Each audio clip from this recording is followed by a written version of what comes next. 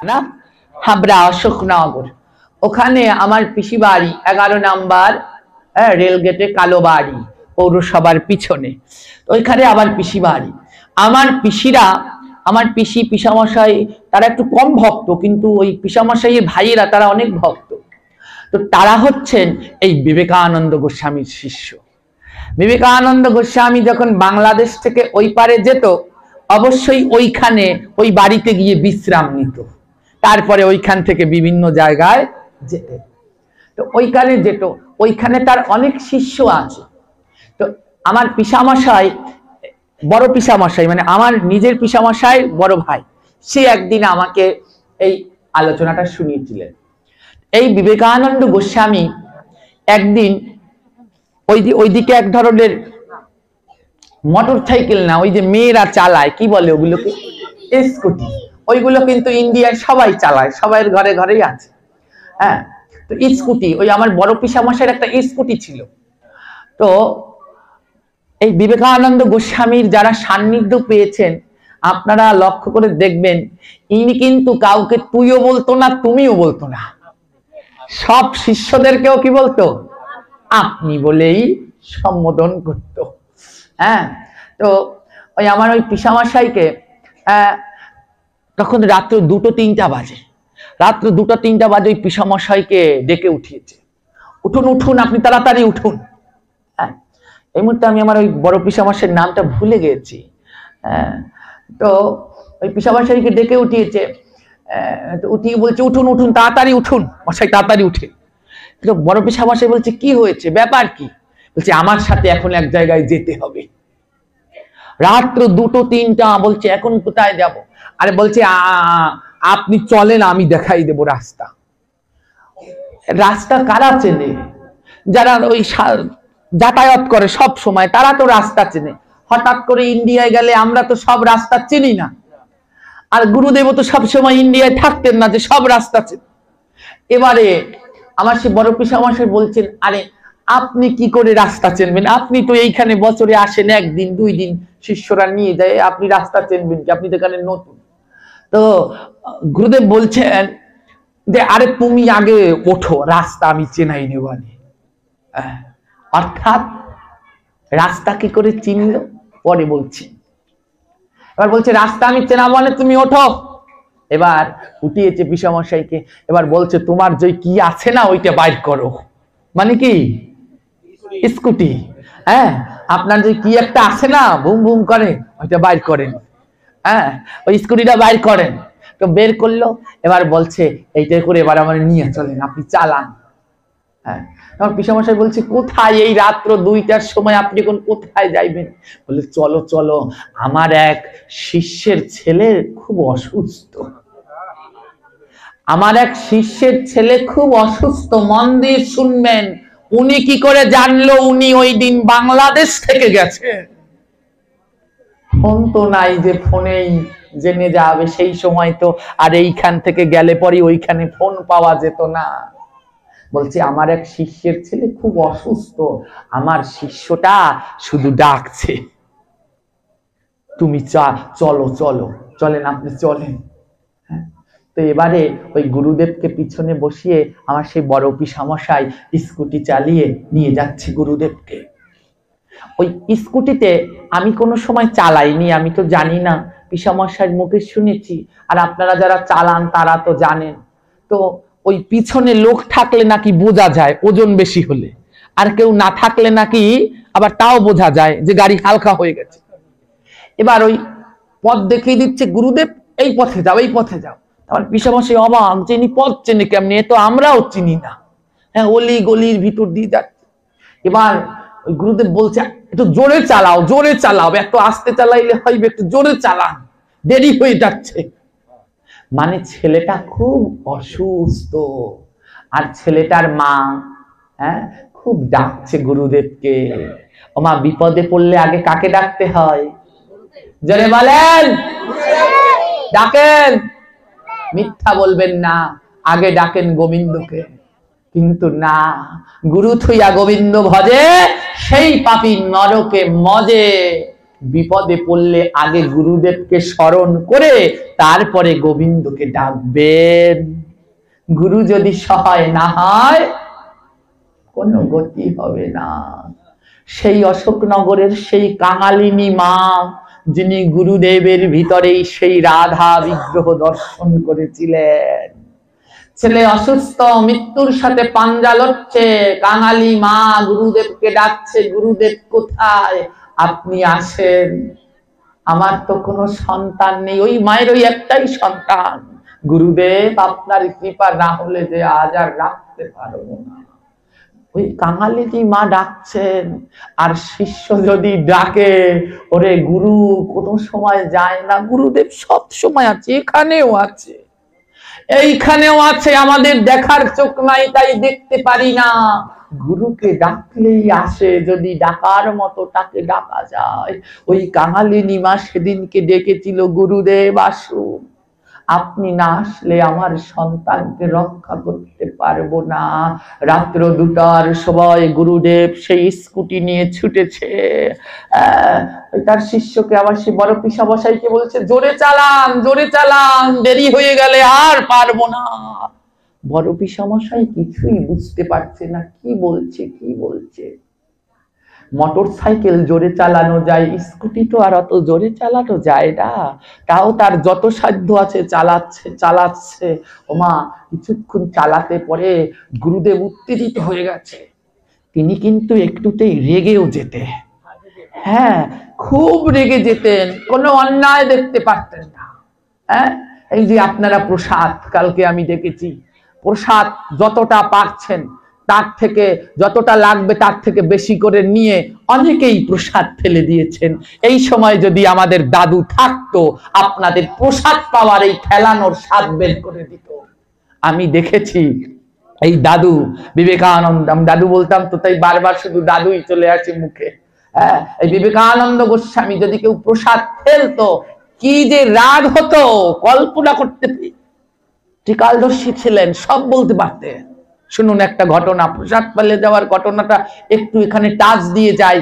একবার হ্যাঁ ওই বরগুনায় বসে, কোথায় যেন তার এক ভক্ত সম্মেলনে, তার এক ভক্ত ওই প্রসাদ পেতে দিয়েছে, প্রসাদ পেতে দিয়েছে, সকালবেলায় পান্তা ভাত আর কাঁচা মরিচ দিয়েছে। সকালবেলায় সেবা করবে পান্তা ভাত আর কাঁচা মরিচ। তিনিও একজন শিক্ষিত, আমার নামটা গেছি ভুলে। এবারে ওই যেই সেবা করছে, সেবা করে ওই একেবারে থাল টাল ধুয়ে পেয়েছে, কিন্তু ওই কাঁচা লঙ্কাটা 3 ভাগের 1 ভাগ খেয়েছে, আরেক ভাগ মানে লাগে নাই। তো ওই ভদ্রলোক কি করেছে, সেই 1 ভাগ ওই থাল ধুইতে গিয়ে পুকুরের জলে ফেলে দিয়ে এসেছে। যখন ওই থাল রাখতে গুরুদেবের কাছে আসছে, গুরুদেব একটা গ্রন্থ নিয়ে এরকম পড়ছে, গুরুদেব কিন্তু মন্দিরের ভিতরে, আর উনি প্রসাদ পেয়েছে ঘরের মধ্যে বসে। তো গুরুদেব এইরকম একটা গ্রন্থ দেখছে। ওই ভদ্রলোক যখন ওই থালা রাখতে আসছে, গুরুদেব বলছে, বাবু অপচয় করা ভালো না। তিনি কিন্তু মন্দিরে প্রসাদ পেয়েছে ঘরে, বলছে বাবু অপচয় করা ভালো না, যান পুকুর থেকে ওই লঙ্কাটা নিয়ে আসেন, ধুইয়া রাখা দেবেন, পরের বেলায় খাবেন। চিন্তা করেছেন, একটা কাঁচা লঙ্কার 2 ভাগ ফেলেছিল, তা আবার এনে রেখে দিয়েছে, পরের বেলায় খাবেন।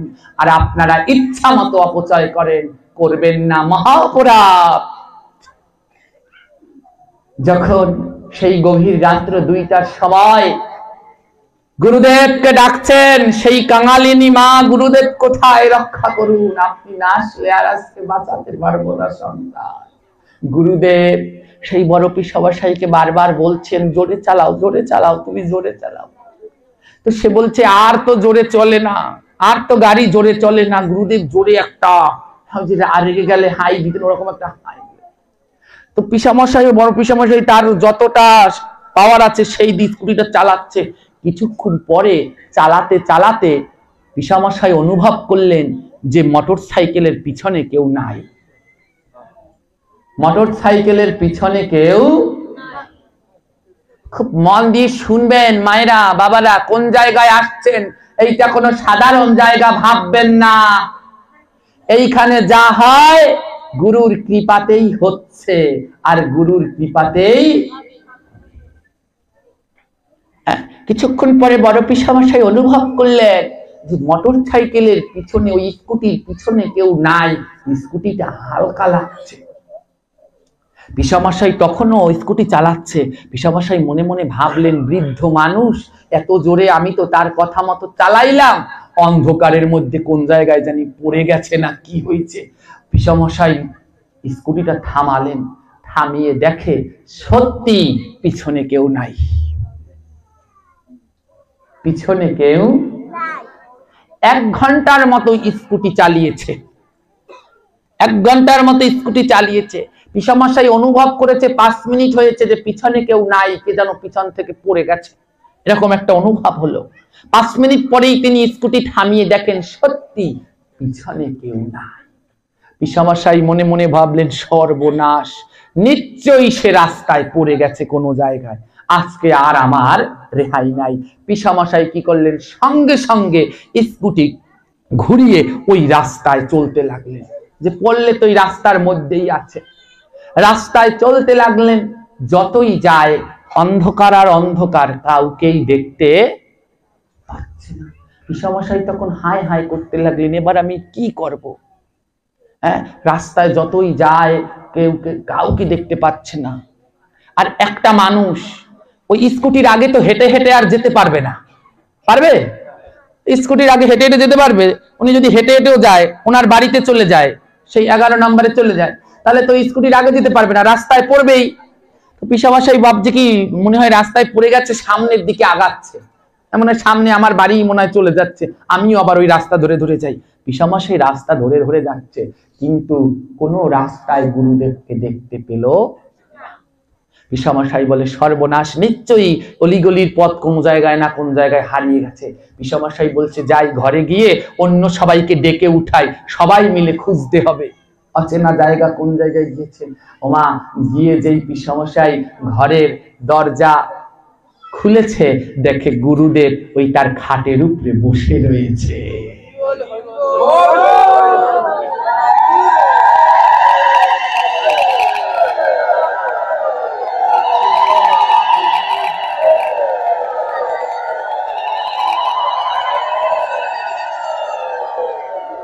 এই কথাগুলো বলতে আমার গায়ের পশম কাঁটা দিয়ে যাচ্ছে।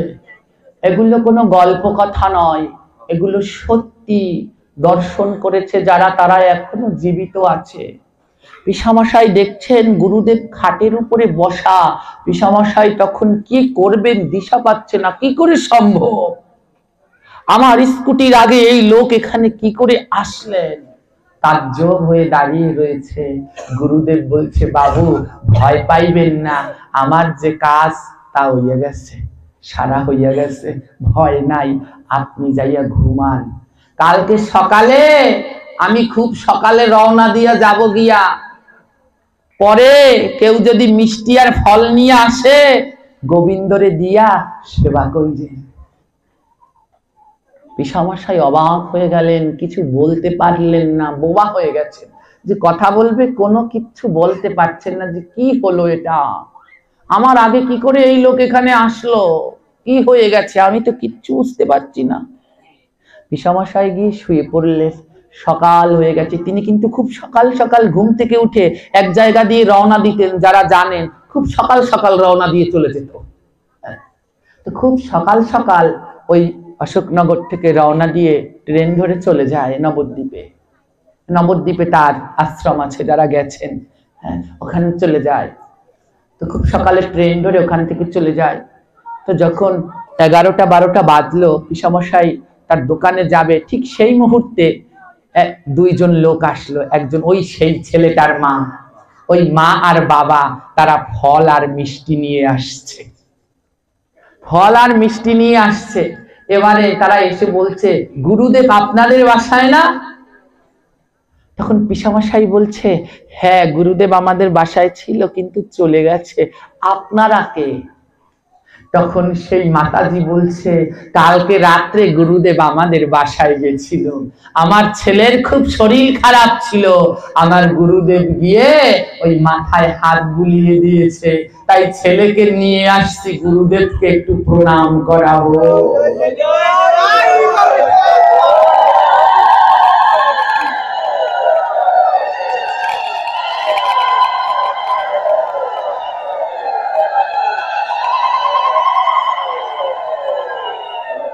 অসুস্থ ছেলে সুস্থ হয়ে গেছে, বলছে ছেলেকে এনেছে একটু প্রণাম করাবো। আমার সেই পিসামশাই তখন মাটিতে পড়ে হাউমাউ করে কাঁদছে। এবার বুঝতে পারলাম গুরুদেবের এত তাড়া কিসের ছিল। পিসামশাই বলছে আপনার ছেলে তো মরেই গেছে, এ তো মৃত ছেলে নিয়ে এসেছে। তখন বুঝতে পারলেন যে ওই মোটর সাইকেল চালিয়ে গেলে ওই ছেলেকে গুরুদেব রক্ষা করতে পারবেন না, তাই তিনি সশরীরেই ওই মোটর সাইকেল থেকে শিষ্যের বাড়ি চলে গেছে। এই হচ্ছে সদ্গুরু। এইটি তার জীবন দিকের শেষ দিকের ঘটনা। আমার পিসামশাই আজও এই ঘটনা বলে আর কাঁদে। এটাই ছিল তার গুরুদেবের সাথে শেষ দর্শন, শেষ লীলা। তো বলেন যে আমি বুঝতে পারিনি ইনি কে ছিল, ইনি কে ছিল। আজও যদি ভক্তরা তাকে ডাকার, আমি অনেক ভক্ত দেখেছি, আমি অনেক এই বিবেকানন্দ গোস্বামীর শিষ্যদের সাথে আমার পরিচয়, অনেক ভক্তদেরকে তিনি স্বপ্নেই দীক্ষা দিয়ে গেছেন। তিনি কিন্তু কাউকে দীক্ষা দেওয়ার অনুমতি দেননি, তিনি আজ দীক্ষা প্রদান করে যদি কেউ তাকে ডাকার মতো ডাকতে পারে। তিনি আছেন। এই সেই বিবেকানন্দ গোস্বামী। আমরা বসে আছি তার প্রতিষ্ঠিত, সবাই বলে আশ্রম, আমি আশ্রম বলবো না, আপনাদের কাছে অনুরোধ এটাকে ধাম বলবেন। ধাম, ধাম, এটা একটি ধাম। ওই বৃন্দাবনে গেলেও যে ফল পাবেন এইখানে আসলেও সেই ফলই পাবেন। এটা একটি ধাম। এই সেই বিবেকানন্দ গোস্বামী। তখন শাড়ি চুড়ি পরেছিল, কেউ বুঝতে পারেনি, আজ বুঝতে পারছে ইনি কে ছিল। তাই আমরা বাঙালিরা দাঁত থাকতে দাঁতের মর্মটা বুঝি না, যখন দাঁত পড়ে যায় তখন বুঝতে পারি দাঁতের কি যন্ত্রণা। তাই যখন আমাদের দাদু ছিলেন তখন আমরা অনেকেই অনুধাবন করতে পারিনি কি রত্ন ছিল। কিন্তু অনেকে ভাববেন না যে রত্ন চলে গেছে, যায়নি, রত্ন এখনো আছে। কিন্তু তখন আমরা ডাকলেই পেতাম, এখন পেতে একটু কষ্ট করতে হয়। তাই আপনাদের ভাগ্য ভালো, যারা এই মহতের দর্শন পেয়েছিলেন তাদের জীবন খানা ধন্য। জিতকে শিখিয়ে গেছে তোমরা নাম করো সব সময়, নামের জপের মালাটা তার হাতেই থাকতো, ওই হাঁটতো আর জপ তার বন্ধ হতো না।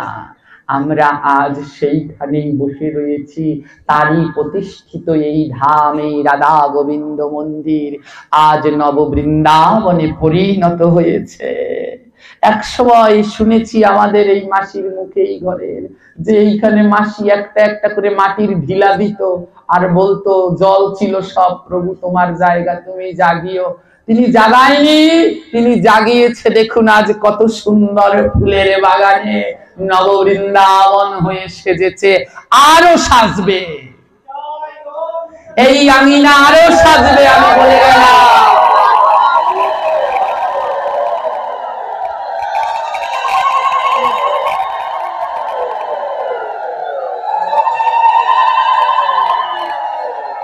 এই আঙিনা আরো সাজবে, সেজে উঠবে, নাম, প্রেমে, সৌন্দর্যে সব দিক থেকে সেজে উঠবে। কেন জানেন?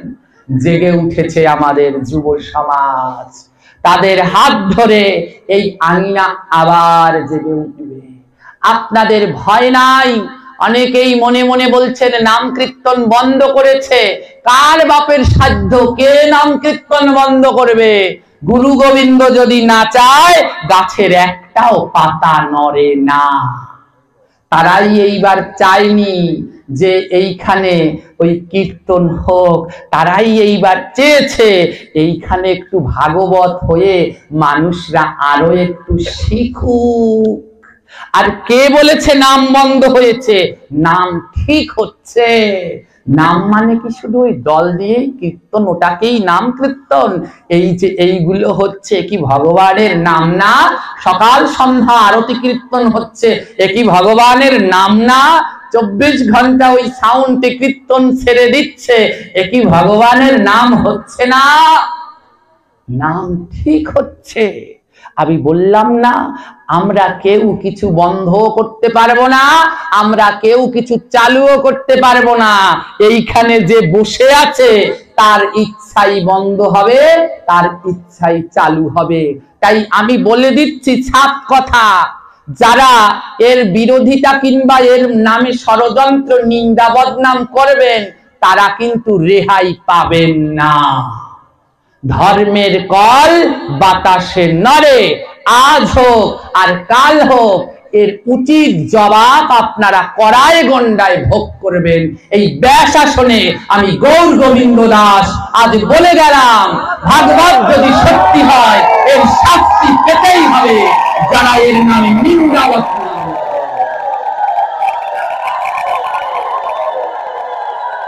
আরো শুনে রাখুন, আজ প্রথম দিন কম ভক্ত, দ্বিতীয় দিন আরেকটু বেশি, আজকে আরেকটু বেশি, কালকে আরো বেশি হবে। আর পরশু দিনকে এই স্থানে আসতে আছেন আমাদের পরম শ্রদ্ধেয় বরেণ্য শিক্ষা গুরু আচার্য বিল্লমঙ্গল প্রভুজি। তিনি এইখানে পদার্পণ করবেন। সেই দিন এই আঙিনা কানায় কানায় ভরে যাবে। কিন্তু আপনারা একটু লক্ষ্য রাখবেন, সেই দিন কিন্তু আগুন লাগবে। যেই দিন বিল্লমঙ্গল প্রভু আসবে সেই দিন কিন্তু আগুন লাগবে। মনে মনে সবাই ভাবছেন কোথায় আগুন লাগবে বাবা? আগুন কোনো ঘরে কোনায় কানায় লাগবে না, লাগবে ওই নিন্দুকদের মনে। ওই যারা নিন্দা করেছে ওদের মনের ভিতরে আগুন লাগবে।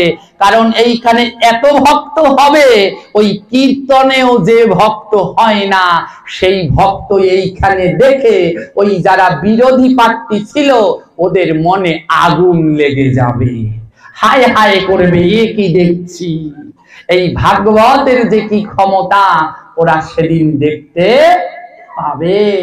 তাই এখনো তাদেরকে বলি, আমার গোবিন্দ, আমাদের গুরুদেব ক্ষমার আদর্শ মূর্তি, তার কাছে ক্ষমা চাইলে সে সব ক্ষমা করে দেয়।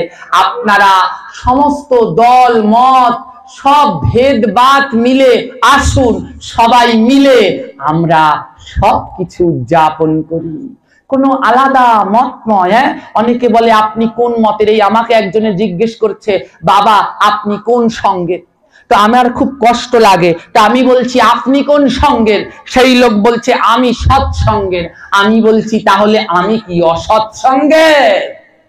আমিও সৎসঙ্গের। কেউ যদি বলে আমি মতুয়া, আমি কি বলছি আমি কি অমতুয়া? আমিও মতুয়া। কৃষ্ণ নামে যেই মেতে, যেই হরি নামে মাতে সেই মতুয়া। তা তুমি যদি মতুয়া হও আমিও মতুয়া। তুমি যদি গৌরীয় হও আমিও গৌরীয়। তুমি যদি ইসকন হও ওই আন্তর্জাতিক ভাবনামৃত, আমি কি আন্তর্জাতিকের বাইরা? আমিও ইসকন। আমরা সবাই সমান, কোনো ভেদ করা যাবে। তুমি শ্রীগুরু সঙ্গের কেন? আমি শ্রীগুরু নয়? আমার গুরুদেব কি শ্রীগুরু নয়? শ্রী গুরুদেব কি শুধু তোমার একার? হরিচাঁদ গুরুচাঁদ ঠাকুর কি শুধু তোমার একার? সে আমারও পূজ্য, সে আমারও বরেণ্য। অনুকূল ঠাকুর কি তোমার একার? সে আমারও। আমিও সৎসঙ্গী, আমিও মতুয়া, আমিও শ্রীগুরু, আমিও ইসকন, আমিও বাংলাদেশ সেবাশ্রমের। আমরা সবাই মিলেমিশে থাকবো। আমাদের বাপ ভগবান কৃষ্ণ, আর আমরা হচ্ছে সবাই তার সন্তান। কেউ শ্রীগুরু, কেউ জয়গুরু, কেউ সৎসঙ্গী, কেউ মতুয়া। সন্তান সন্তান যদি মারামারি করে বাপের বড় কষ্ট হয়। তাই সবাইকে মিলেমিশে থাকতে হবে। আমি সব জায়গায় যাই, সব মতের অনুষ্ঠানে যাই, আমার ওই রকমের নাই। সবাইকে শিক্ষা দেওয়ার জন্য আমি তুলসীর মালাও পরি, ফটিকের মালাও পরি, রুদ্রাক্ষের মালাও পরি, আইসার মালাও পরি। সব কেন?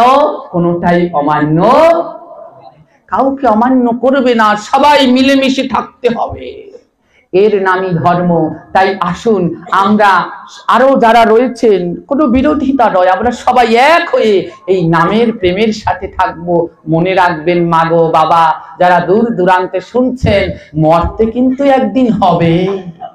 এই পৃথিবীতে আমরা বেশি দিন থাকতে পারবো, তাই হিংসা, দ্বন্দ্ব, বিবাদ, জাত পাত এগুলো করে লাভ নাই।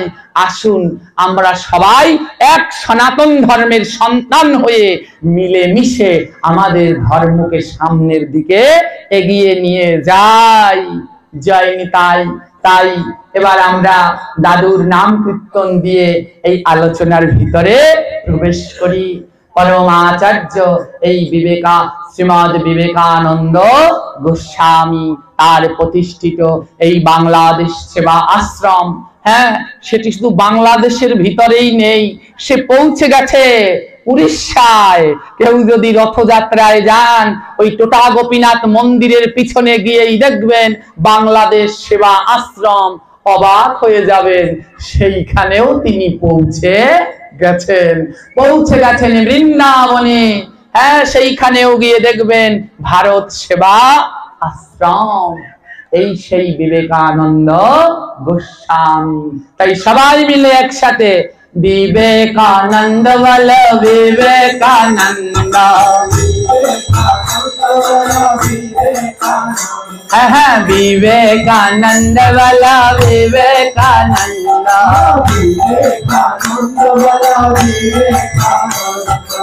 অনেকে মনে মনে ভাবছেন, এ তো অগগুরুদেব, বিবেকানন্দ তো অগগুরুদেব, ওরা কইবে, আমরা পাবো কেন?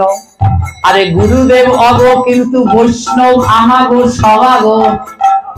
গুরুদেব অগ, কিন্তু তিনি গুরুদেব হলেও আবার বৈষ্ণব তো, আর বৈষ্ণব আমাদের সবার। আর বৈষ্ণবের নাম নিলে কি হয় জানেন? হৃদয়ের যত জ্বালা জরা শোক তাপ সব চলে যায়। তাই সবাই মিলে বিবেকানন্দ বল বিবেকানন্দ, আহা বিবেকানন্দ বল বিবেকানন্দ। আরে হবে রে আনন্দ বল বিবেকানন্দ, হবে রে আনন্দ বল বিবেকানন্দ। বাবা, এই কথাটা কি মিথ্যা? বিবেকানন্দ, তাকে ডাকলে সে আসবে না? আসবে না? বৈষ্ণব যদি আঙিনায় আসে, আনন্দ হবে না? হবে না? আর যাদের গুরু আসলে আনন্দ হবে না? হবে না? তাহলে আপনারা বলছেন না কেন? বিবেকানন্দ বল বিবেকানন্দ, ওরে হবে রে আনন্দ বল বিবেকানন্দ। বিবেকানন্দ বল বিবেকানন্দ, বিবেকানন্দ বল বিবেকানন্দ। যাবে নিরানন্দ বল বিবেকানন্দ, যাবে নিরানন্দ বল বিবেকানন্দ। বিবেকানন্দ বল বিবেকানন্দ, বিবেকানন্দ বল বিবেকানন্দ। ঘুচিয়ে দাও যত আছে দ্বিধা দ্বন্দ্ব,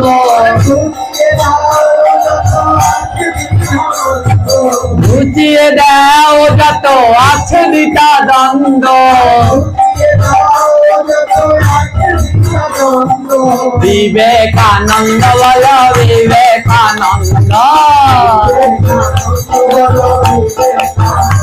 আহা বিবেকানন্দ বলো বিবেকানন্দ। ঘুচিয়ে দাও আছে যত জাল দ্বিধা দ্বন্দ্ব। শুনুন, যতই যারা দ্বন্দ্ব করতে চাবে, আমরা কোনোদিন দ্বন্দ্ব করব। যারা ওই নিন্দা বদনাম করবেন তাদের দেখলে পরে 1000 প্রণাম করবেন, 1000। যত নিন্দা করবে তত তাকে প্রণাম দেবেন। দ্বন্দ্ব করা যাবে? এই দ্বন্দ্ব না করবার মহান উপায় শিখিয়েছিলেন এই গোসাই বিবেকানন্দ। তাই যাবে যত দ্বিধা দ্বন্দ্ব,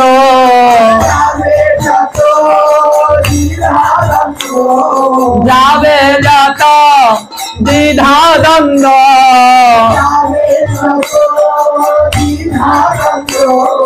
বিবেকানন্দ বলো বিবেকানন্দ।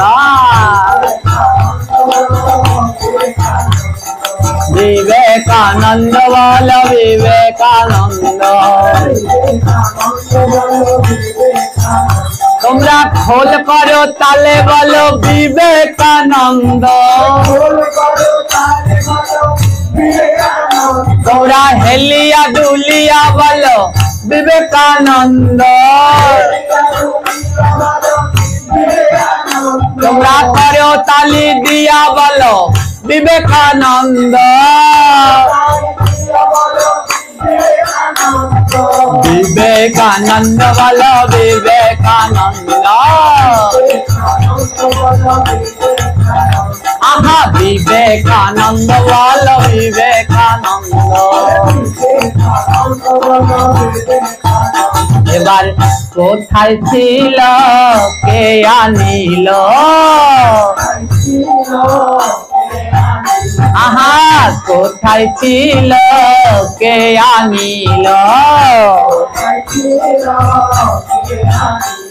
এই গোপী ভাব কে শিখালো, এই গোপী ভাব কে শিখালো,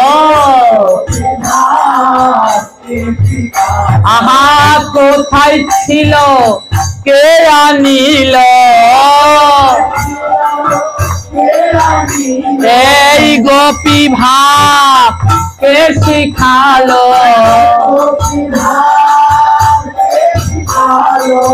দারে দারে প্রভুর নাম বিলালো, দারে দারে প্রভুর,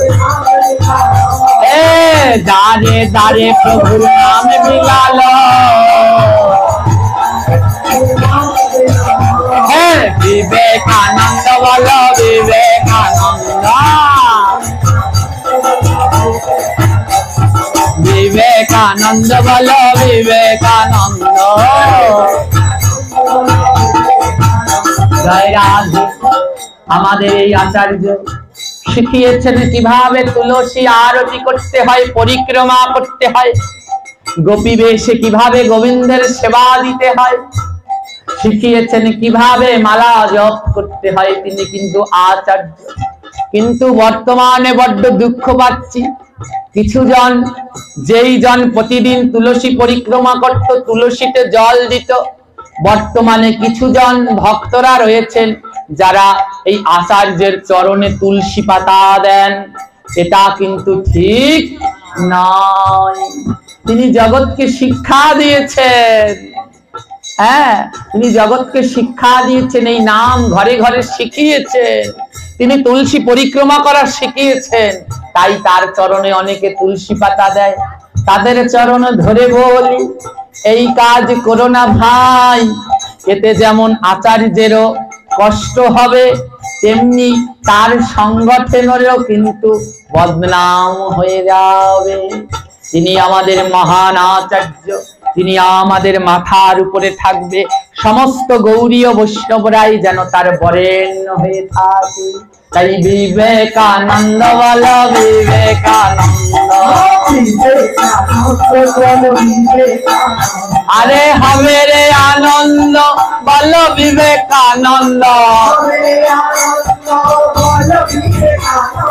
विवेकानंद वाला विवेकानंद विवेकानंद वाला विवेकानंद विवेकानंद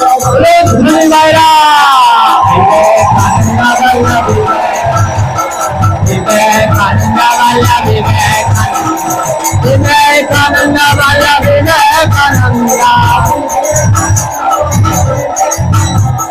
विवेकानंद वाला विवेकानंद विवेकानंद वाला विवेकानंद विवेकानंद वाला विवेकानंद विवेकानंद वाला जय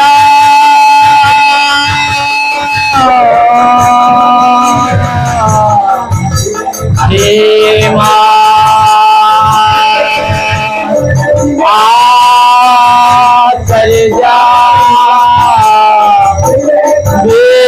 विवेकानंद गोस्वामी प्रेमानंदे हरे हरे बलवा